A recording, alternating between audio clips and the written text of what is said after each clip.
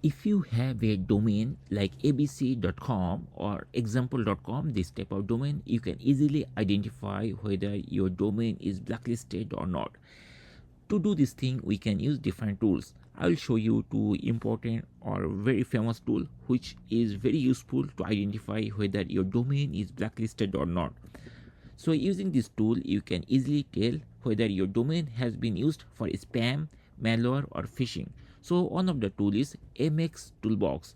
Using this tool, you can easily identify whether your domain is blacklisted or not. For example, I'm going to use this domain finmato.com. We just need to enter this domain inside this tool and we can easily identify whether it's on any email blacklist or not.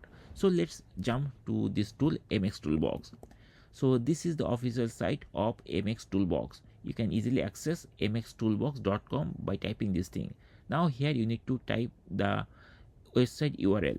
So for my case, I'm going to use this domain finmato.com. I'm going to copy it, the domain name, or you can type it here and then paste it. So this is the domain, right? finmato.com. You will type your own domain like this way, and then there is a button blacklist check. We just need to click here and very shortly it will give you the result.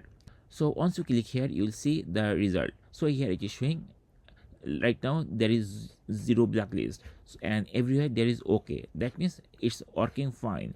So for your case, if there is okay, then you don't need to think anything about this thing. But other than okay, if you say some red mark, red cross or some message is there, then you need to fix those issue. So in this way you can easily identify whether your domain is blacklisted or not. The second option is very popular. It is called Google Safe Browsing. Using this tool, you can easily identify whether your domain is blacklisted or not. So generally Google flags if it is unsafe. So let's see how we can use this tool to check those things. We'll use the same domain. So this is the domain finmato.com.